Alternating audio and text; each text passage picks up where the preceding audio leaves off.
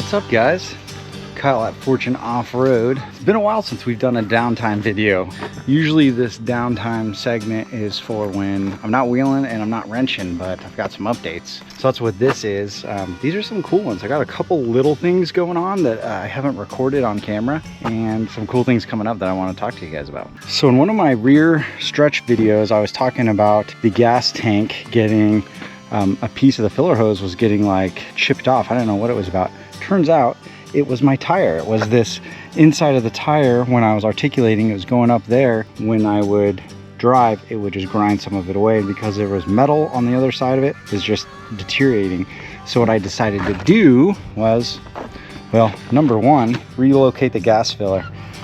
There was just no way to do it. It was, the gas filler is right here. Everything's way too close. This corner, believe it or not, is pretty close when it articulates. So I decided, well, gotta move that. Went through a lot of different ideas, and what I ended up going with,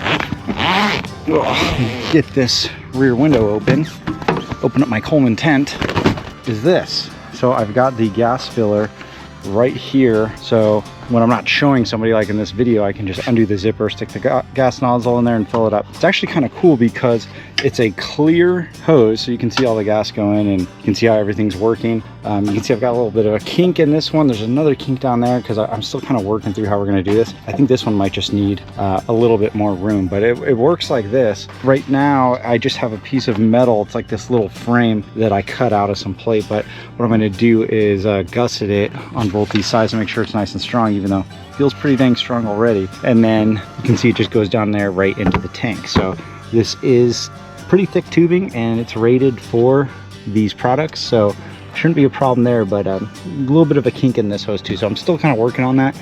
You can see the tire is still touching it, so this tube is so thick it's really hard. Like, I can't just zip tie it out of the way. It's a little bit too long right now, so I think if I make it shorter, it'll be a steeper angle and it'll get out of the way of this tire. But I've been driving around, and having the working gas gauge is awesome. And every fuel pump, everything's working nicely.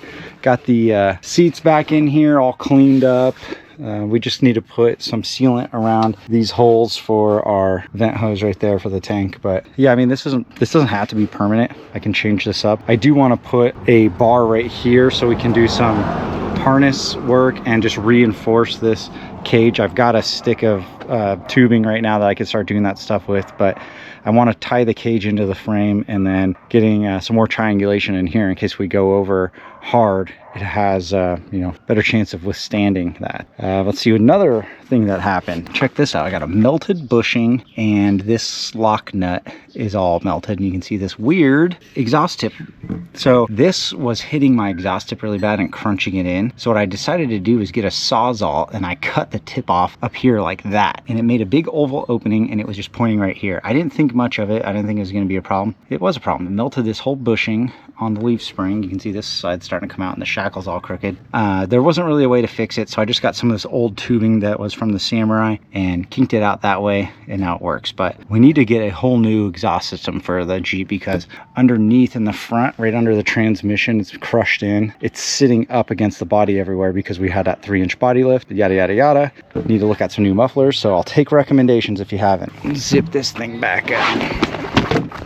So I drove this thing for quite a bit the other day, and everything's just working great. One new thing down here is my parking brake. You know, when I do updates like this, people are like, parking brake, okay, whatever.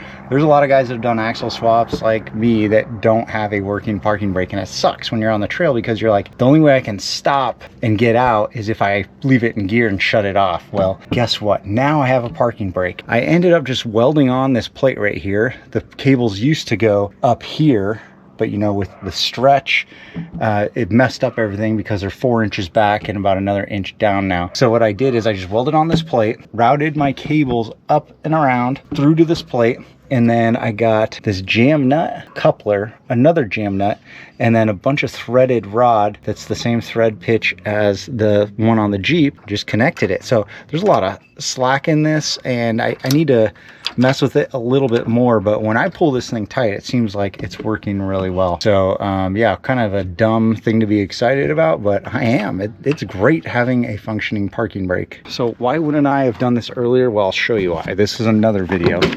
When, ooh, look at that spider right there.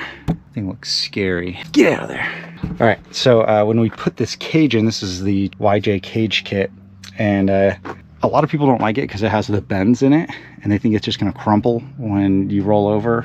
I don't know, I haven't rolled it yet, so we'll have to wait and see. But what I plan on doing is getting a bar for more reinforcement down here, you know, a little bit more triangulation, like I said. But the biggest issue is my parking brake is right behind there. So the release lever is behind there too. You can see I just moved the release lever sideways and now that works, but the pedal was all the way up against the bar. Okay, so what I ended up doing is cutting the bottom part of that pedal off, as you can see, and then I just bent a piece of plate, used a dimple die to put a little bit of a hole in there so, you know, there's more texture. And I didn't wait for it to dry, and I just put my foot on it, so that's why the paint looks like it's flat and gloss, because it's got some dirt in it now. But you can see it is tight. I can stick my foot in there, it can release all the way, I can push it down all the way. It's just a little bit tighter to do it now. But I was considering putting like a hand lever one right here and rerouting it, getting one out of like an extra or something. That seems to be a popular mod, but I ended up just using this one, and I'm glad I did. This is simple and it's working great. So the next trail run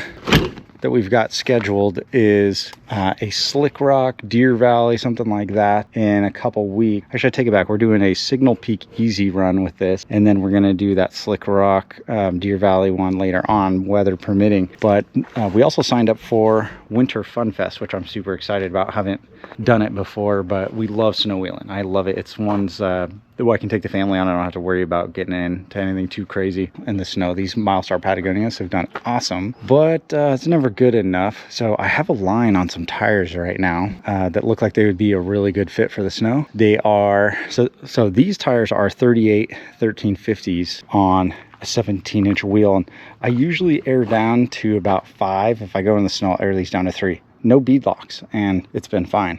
But these new tires that I'm looking at, if it works out and I go pick them up tonight, are a 39.5, almost a 40 by 1650 wide. So I won't be getting rid of these. I'm just going to get these other tires as like snow tires only. And 1350, these 1650s are super wide. I'm going to try to put them on these same wheels that are only a 9-inch wide, and that's what the guy has them on right now, and it looks doable. And then maybe later on I'll get like some aluminum beadlock wheels for those, so I can air down to like nothing for the snow, and then hopefully keep the tire package a little bit lighter, because I forget how much these ones weigh. They're like 70 something. The tires we're looking at getting are like 92 pounds, so they're a lot heavier. Still have the Dana 44s. I do have some questions about whether it's going to fit or not, because I am rubbing the shock up here already with these, so I'm going to have to put these bump stops down for the winter and make sure it's coming up less. Same issue in the back. I'm going to have to redo my bump stops to make sure the tires aren't going up as much. But if it's a 39.5, that means it's going to be about 1.25 inches closer to everything. I mean, we've got plenty of room right now, but it's a big tire. All right, fast forward, we got them. Picked up some new tires. New to me at least. They actually have pretty good amount of tread left on them. They're a little bit on the older side, but I'm excited to try something a little bit different. Like a lot of bigger tires out there, some of them aren't true to size. These ones look like they might not be. So this is a 39.5 1650 wide, which is really wide, and on a 17-inch wheel. Not sure how tall they're really measuring. Here's one of the new pit bulls next to my 38, and you know, it's not mounted, not aired up, and it looks like it might be a little bit smaller than a 38, but that's fine. What I wanted these for is the width. I want to experiment and see if this extra width on this tire and this aggressive tread pattern will do better in the snow than these Patagonias do. That's a 40. So that one's a 40. You can tell that one's bigger than the 38, and this is a 39.5. So kind of weird. I think when this one's aired up, it's probably going to get a little bit more rounded out on the top. I mean, this one, I think just from the wheeling of it, it's got a rougher texture that seems like it would probably be a little bit better in the snow. But yeah, we've got some really tight clearances on the Jeep. It's gonna go up and hit the shocks at the very least, and then the steering, we're gonna have to limit the steering a little bit. So I'm holding off for now because I want to do a new shock setup on the front of the Jeep, and needs new shock towers, and they need to be centered over the axle better, so it's not hitting when you know, like when you turn, the back of the tire will hit that shock, so we don't want that. Yeah, some fun stuff. Every once in a while you find a good deal on something like this, and it's like, all right, let's do it, let's try it out. And I keep telling myself I want to run a 40 on the YJ, even though it only has those 44s, we need to not do it. I need to not invest any more money into those Dana 44s. Every time I get some new cash, I need to just save it and start getting gears, lockers, and whatever else we're gonna need for that Ford Dana 60 to go in the front of the Jeep. Same with that Sterling. That's pretty much it. I've got a bunch of red rock lights. I'm gonna do a video on rock lights and how I think they should be done, because I see a lot of people do some weird stuff with rock lights, and I'm like, you know what, that's not how I would do it. And I think I have some good reasons, but you guys can be the judge of that. Anyways, thanks for checking out this video. If you guys have any recommendations for me, throw them out here. I want to hear them. I love chatting with you guys in the comments, and I like learning from you, so don't be scared to do that. And if you want to see any other mods that we've done to the YJ, I've got a whole playlist of YJ mods. The Samurai is still going strong in the garage. We're working on it here and there. It's a slow process, and really I'm trying to put most of my effort into the Jeep right now. Just because this is the one we're going to be wheeling the whole time, and I don't want to just be building and dreaming about wheeling. I want to be building and also wheeling this thing. So we're doing both. Stay tuned for the Samurai thing. When it's done, it's going to be awesome. For now, we got to keep this Jeep going strong. All right, guys. Thanks for checking it out. See you in the next one.